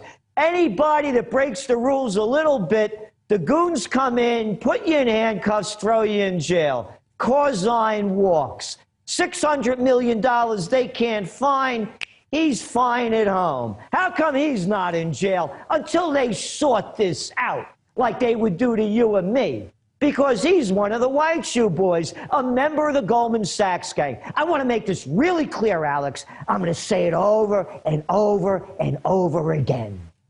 If the names on Wall Street were named Salenti, Caruso, Mondavi, Puccini, Rossini, they make it a great mafia movie. Hey, Sumner Redstone. That's right. Or is it Rothstein? How about doing a movie on the Wall Street Gang? I've had enough of The Sopranos. I've had enough of Jersey Shore. How about doing one on the Wall Street Gang and name their names? Because I'm sick and tired of you and these other cheap SOBs running Italians into the ground. If Corzine's name was Salenti, you SOBs would be making a mafia movie over it. But no, you read the New York Times. Oh, it's a sad day for Corzine. His pride is so hurt. Oh, it wasn't bad enough losing the governorship. But now, of course, he has lost some face in the investment community. That's the way they handle it. How about going, you know, Bloomberg cleared out Zuccotti Park. It was, he said, an unsanitary condition. You want to see a lot of crap, Bloomberg? It's up to here, right down the street on Wall Street. How about shoveling up that crap? This is a lot of baloney, Alex. Fascism has come to America. I've said it over and over again. The merger of state and corporate powers, it's worldwide. Super Mario, the banker, is taking over in Italy. Another clown banker has just taken over in Greece. And the bankers have already taken over America. And by the way, Gerald, in 2002, we got the IMF World Bank documents where they plan to bring down Europe first, then Asia, then the United States. They're just imploding each country as they move along. And my issue is, how much, I mean, will we put up with? We've got the government shipping guns into Mexico being caught so they can try to attack the Second Amendment. We have lamp poles being put up by Homeland Security with microphones listening to us. They're groping small children. They're putting TSA checkpoints on the road. Meanwhile, the people serving the system are having their whole future destroyed. Here's what I recommend. Pull your money out of the banks. Take it out. What are you getting for keeping your money in the bank? Zero. Zero. Why would you, and what are they loaning it out at? You're late on your credit card, they hear for 30%. You're giving them your money so they can make money on you. Number two, all this Black Friday crap. They're making people work on Thanksgiving. Don't buy anything from the chain stores. I keep saying it over and over again. Break the chains, because as long as you keep supporting them, you're going to be chained by them. Support the workers. They make the workers in this country seem like we're a bunch of losers and that we're lucky to have jobs by the good graces of the corporations. Break the chains. Don't buy a damn thing you don't have to buy this Christmas. How about, hey, how about this for a wild idea, Alex?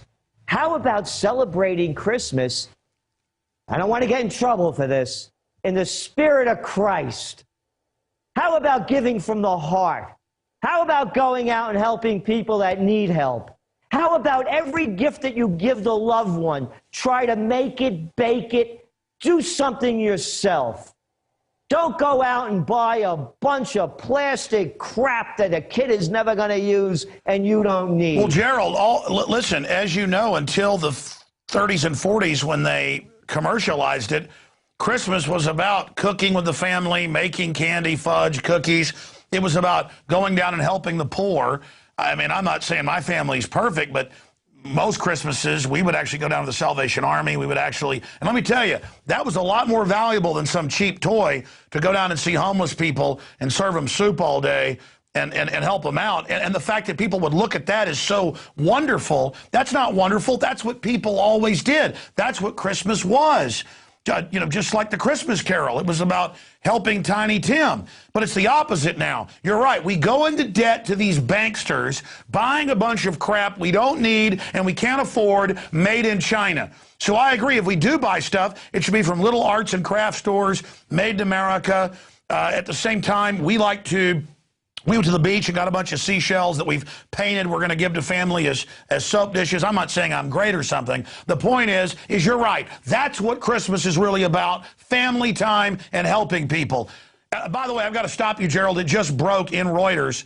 It's just now coming out in the last hour that the federal government, if I go back to that last headline, there's a headline from Forbes, MF Global, where did the money go? And then there's another report from Reuters saying that the CFTC has a dim view and believes it may be nefarious. Commissioner suspects nefarious MF Global activity. Gee, I wonder, in the last few days, give us the timeline when this happened to you, Gerald, but I looked it up before we went on here. Others have been reporting this the last few days. They've stolen the $600 million to cover their bad casino bets and just tell you, go fly a kite somewhere. But now the government is saying they have a nefarious view of this. I mean, I guess if I go rob a bank for $600 million a day, will they a couple days later say, oh, the CFTC has a nefarious view of what Alex did with his shotgun? Gerald.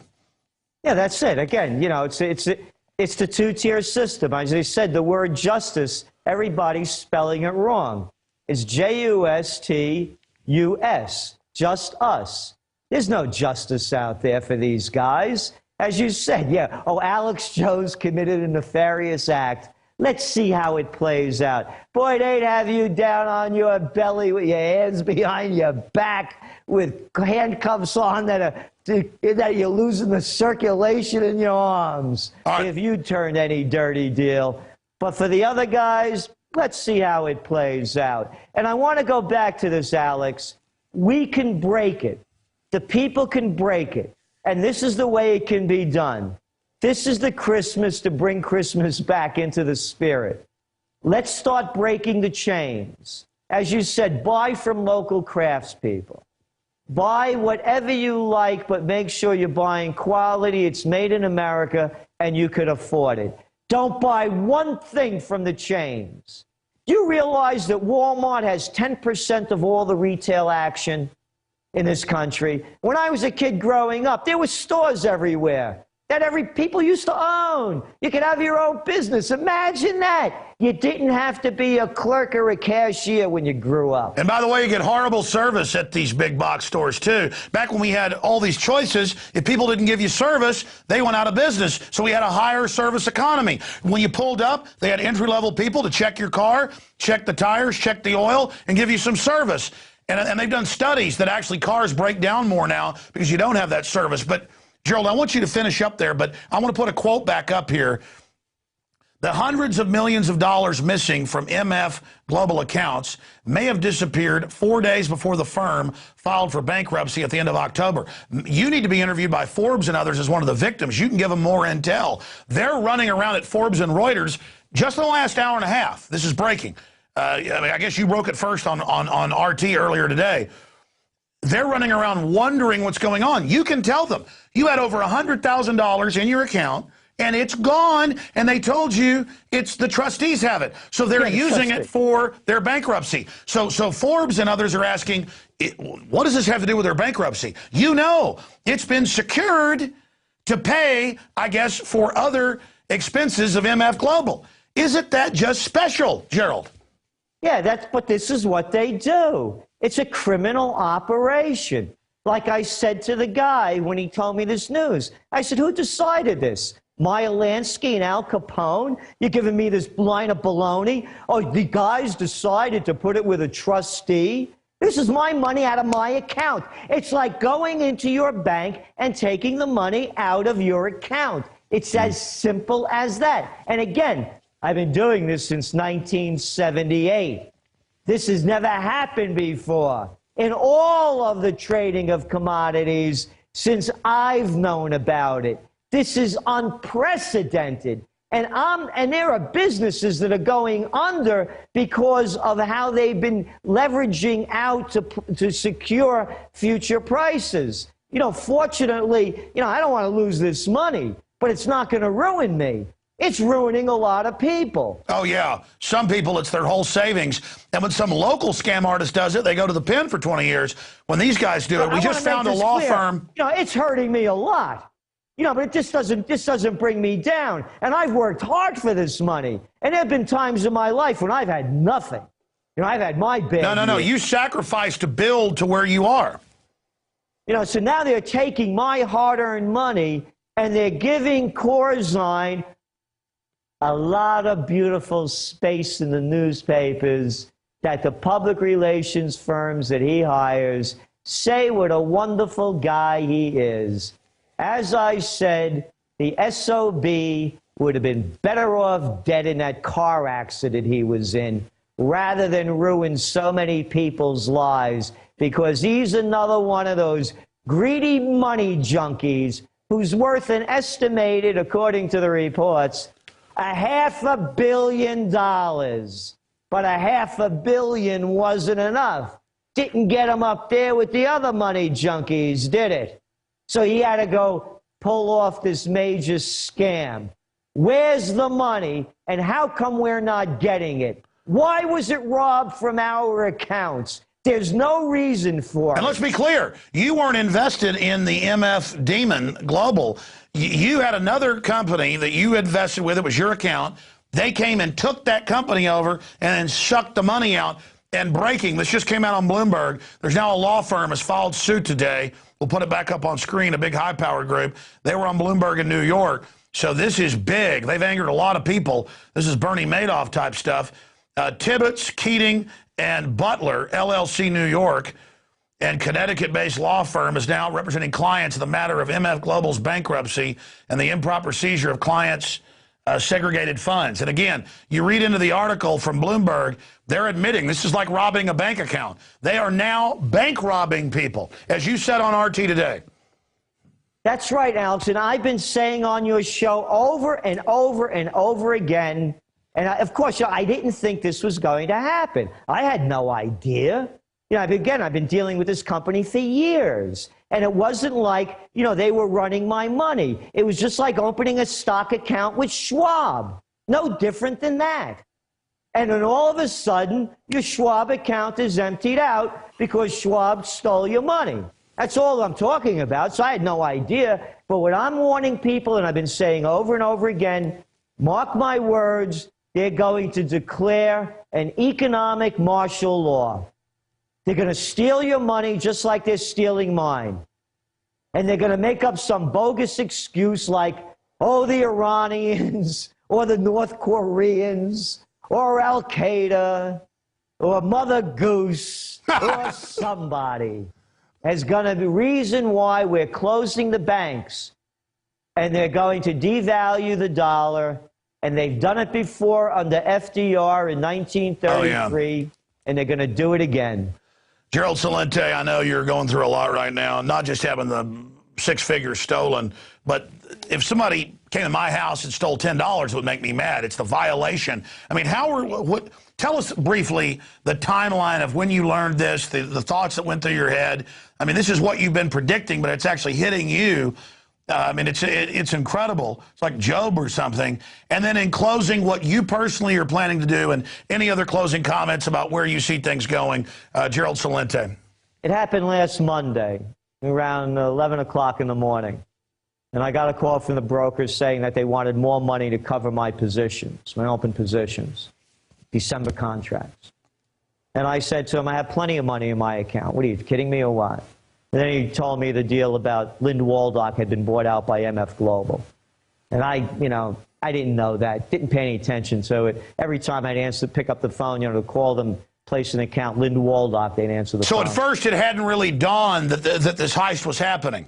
No, and I never put the connection with MF Global. I knew about what was going on with MF Global, been reading about it, But yeah, I never put the connection together that it was my commodities account because I'm reading about this Corzine character dealing in bonds with buying European bonds. Okay, so they string you along. Tell us about that. What was the play-by-play? So now, so now he tells me I have to put money in my account. I said, I'm not going to put money in my account. You have my account. No, you don't have your account. Your account is now with a trustee. They closed out all my positions, and they took my money, and they're holding it. And you got to love how they spin it. They take your 6+ figures and then spin it like, now give us more money. Like somehow you are in arrears. Exactly. and even though I'm up on my contracts. So in other words, they closed out my contract, let's say at $1,767 an ounce, but I had bought it way, way lower than that. And now it's at $17.90. And they still want me to pay. It wasn't like I was losing on these accounts. They want more money. I said, I'm not giving you more money. Then we're closing out your account. Yeah, by the way, I bet they went to all their clients and did that, and I bet they kept what the old ladies and stuff that got more in there. They probably snapped that up, and that's how the cons always work, and said, now give me more and you'll get it back. And then you give more in. Exactly. So now I'm trying to get answers. Is the account insured? First they tell me yes, and then they tell me no. Commodities accounts are not insured. Where's my money? Well, it's with the trustee. You try calling the trustee and getting any answers. I had to hire a bankruptcy attorney. That's where I'm at now. So that's why I'm trying to get my money back. I'll probably get, some of it back. How much, I don't know. But the reality is they emptied out my account. It wasn't as though they were trading for me or I had invested my money in their investment fund. By the way, you were on RT basically this morning, and now it's breaking today. I wonder if you going public on national news brought this out. This is just incredible. So it took you basically a week to go ahead and figure out what was happening and go public. And this can move so quickly if you study history as you've done. Who knows what's going on with other companies right now? Like you said, look at Europe. Gerald, do you have that feeling like we're standing at the edge of a cliff collectively? No. I feel like we're standing under a building that's collapsing and it's going to crush us. That's what I feel. Look at the names that they give these clowns. They got this committee in Washington that's going to figure out our debt problem. A super committee. Super committee. I mean, who are they kidding? A bunch of political hacks that have been hanging around forever on the government dole. Look at the numbers that came out today. 200 and more, over half of the senators and congressmen are multimillionaires. What are you kidding or what? You don't have a representative form of government. Oh, by the way, this is breaking news. Do you know how I've been talking about direct democracy? And we put up the website, directdemocracynow.org. Yes, months ago. Pick up yesterday's Financial Times, an interview with Vladimir Putin. You know what he's calling for, the changes in Russia? Quote, direct democracy. That's right. Vladimir Putin in Russia is saying, let the people vote. That is a solution. That's our only solution, because we have a gang of 535 that are telling us how to tie our shoes. The senators and congressmen. Well, that was my final question, and we appreciate all your time. We're going to let you go, Gerald, and hopefully I can get you back up, say, Thursday or Friday to give us an update on this incredible story, maybe even tomorrow, but I plan to air this on the show tomorrow. What about, we know there's been insider trading in Congress, but now they've gone public and they say we're above the law. I mean, what about that? I mean, it's so crazy. That's what I'm saying. And these are the people that are supposed to be representing us. You know, who made this up? How could any imbecile believe it? They don't represent us. They represent the people that stuff their pockets filled with cash. Look at that Dianne Feinstein. I want somebody out there to look up how much she was worth before she became Senator Feinstein and is now worth $60 million. Well, Gerald, look at, I mean, in closing, look at Pelosi, in a 2-year period, had a 69% increase in her wealth when the general public's wealth went down by over 20%. It's incredible. Gerald, again, they will be brought to justice, though. The good news is these hubris-filled crooks are going to keep pushing till they finally destroy themselves. I mean, do you have any doubt that in the final equation, these banksters are going to be in some kind of financial Nuremberg trial like Madoff? Not in the current system that it is now. Only if the people stand up and take a position. But again, you know, I'm all in favor of a peaceful revolution. And you know, as I said, let's start with the spirit of Christmas and move from there forward. All right. Well, we appreciate you joining us, and I look forward to speaking to you later. Gerald, we've had it up on screen while you've been on, but what's the best of the 2 URLs for folks to visit and get your incredible news alerts and also the trends forecaster? Trendsjournal.com, trendsjournal.com, and we're updating every day as we move through this as well. So I'd love to update with you too, Alex. Well, you should be on every channel. I mean, you've been on every channel. They should have you on every live show right now. They don't want me on because who are they? Look who NBC just hired to be a correspondent. Chelsea Clinton. Oh. What more do you need? And look who to she's know? married to, one of these bankers. Yeah, and what credentials she has, you know? Yeah, connected credentials. They don't want me on. And she's married to one of the big loan sharks. Me. I mean, it's government for and by loan sharks. Incredible. Gerald Celente, thanks for spending time with us. Thank you, Alex. I mean, it is hard to believe that this is happening, but it's admitted. And they just report it like, oh, they took all these people's money out of their personal accounts. Still a big deal. This is part of the insanity that we live under when we allow crooks to run things just because they're wearing fancy suits and have names like Henry Paulson. You saw the geoengineering chemtrail special report tonight. You saw what's happening with the honeybees dying off. And now Gerald Celente having his bank account robbed of 6+ figures. It is incredible.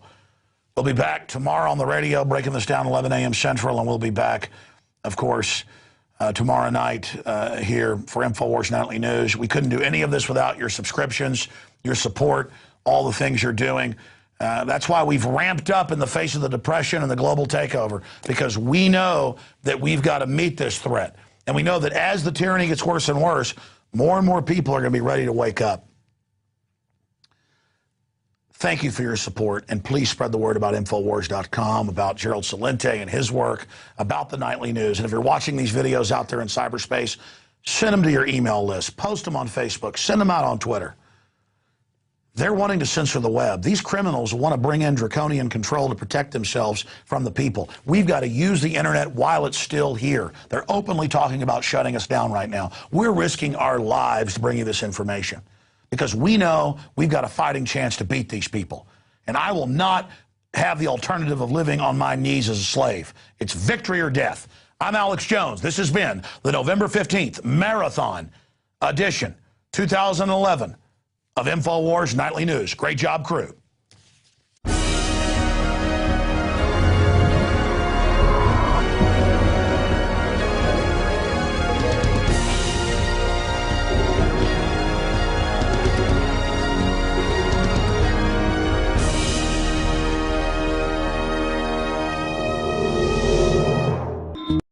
Now, I got a burr under my saddle last week to start doing reports on this. I've been covering it for years. But instead of just producing a big documentary about it, to go ahead and start presenting it in reports here.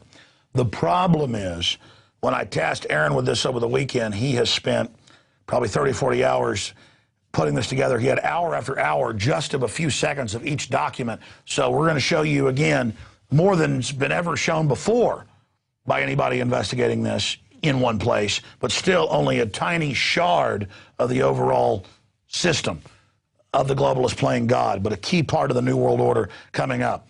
First off, let's get into the news quickly. The Department of Justice is now going before Congress, and they want the regulations changed where when you sign on to any website, YouTube, you name it, if you don't follow their terms of service, it becomes racketeering, organized crime, and you disappear off to prison. This while Congress is publicly involved in insider trading and every crime known to man. So just another way to totally shut down the web as we know it. Incredible information on that front. All part of the attack on the internet and free speech by these criminals who are trying to protect themselves from the public and keep their ill-gotten gains. Continuing, CBS News of Dallas is reporting that the CPS has seized a baby from occupied Dallas site a few weeks ago in a stroller with their parents, and now they want to give the baby to the family or friends, and the CPS says no, the judge says no. We've got to go investigate your family and people. You can't be trusted. We're going to give the child to CPS, who is 17 times more likely to abuse children sexually than any other group. That's the Justice Department's own numbers. We've shown those numbers before. And 5 times more likely to physically knock their teeth out and beat the hell out of them. So, again, these are the absolute pedophile criminals. They make Sandusky look like a choir boy under Sandusky's control.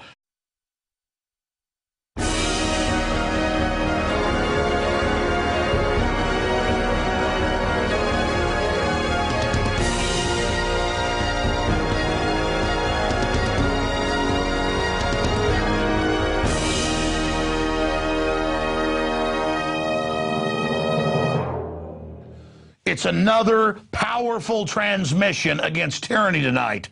It's going to be a marathon transmission. It is Tuesday, the 15th day of November, 2011. Gerald Celente has had his bank account robbed, along with tens of thousands of other Americans. The banksters are now seizing people's private bank accounts to give it as bailout to the mega banks. And it's hardly even showing up in the news. It's admitted as a minor footnote. In the final segment, Gerald Celente tonight. It takes a lot to get me freaked out, but my God, to see this unfolding is incredible. That's coming up. Tape this interview, get it out to everybody you know.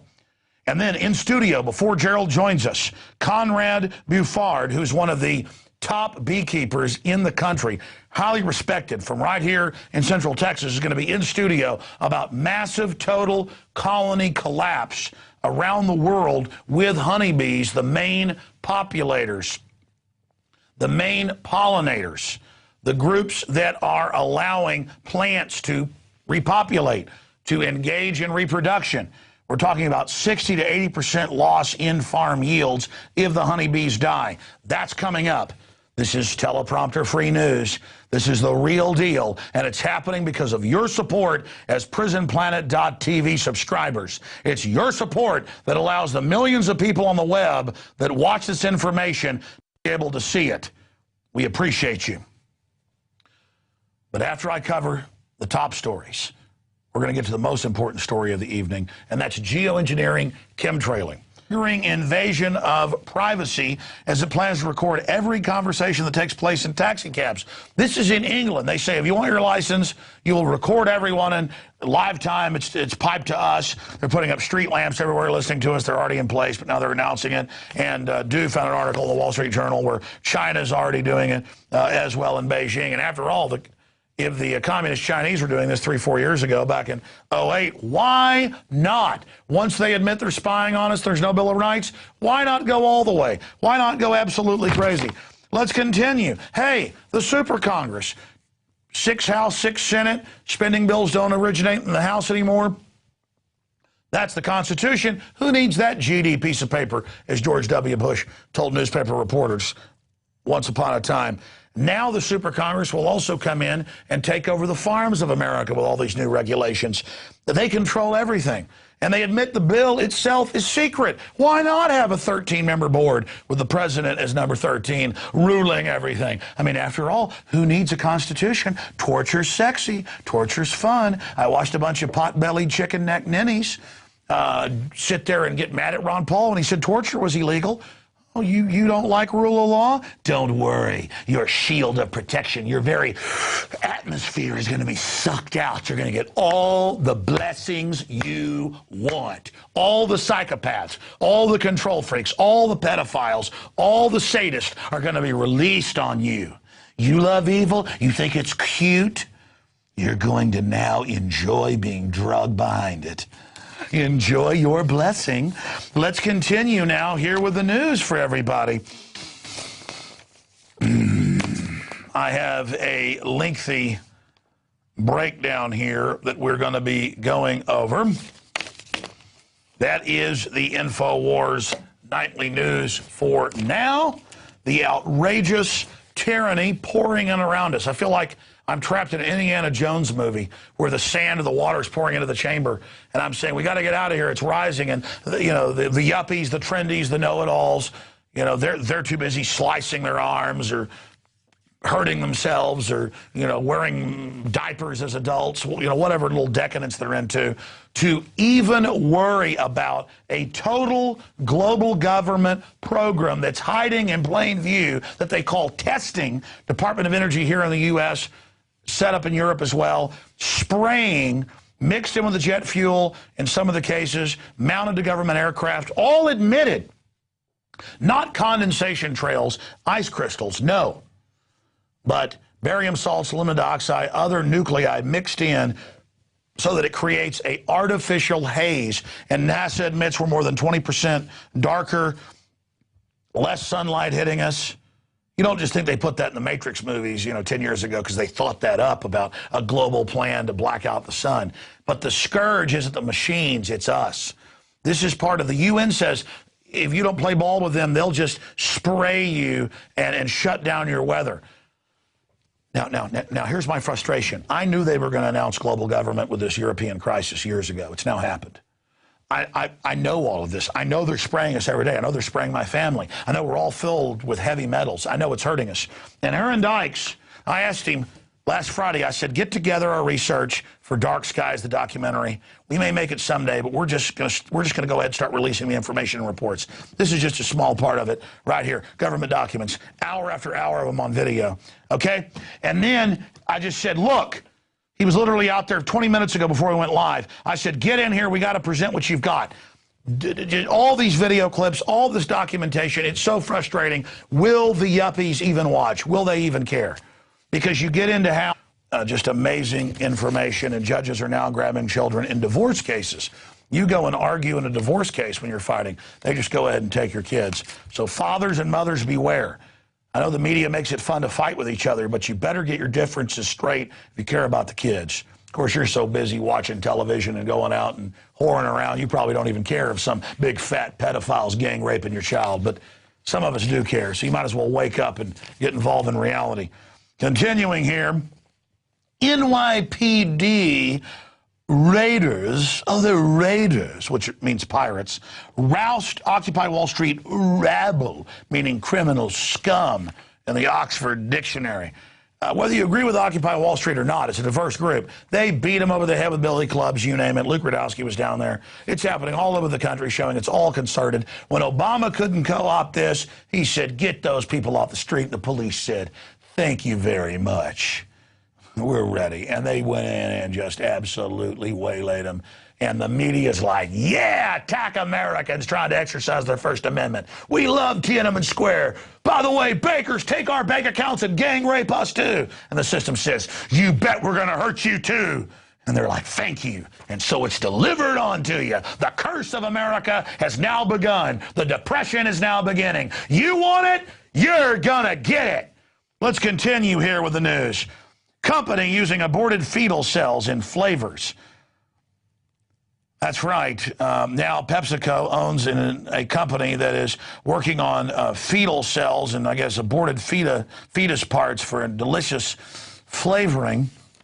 And of course, I know they use it in many of the vaccines, so why not? Humans are just a product now. It's so liberal and trendy, kind of like putting Al-Qaeda in control of Libya and murdering all the black people. It's trendy. It's peace. We're liberal. Continuing, counsel accused of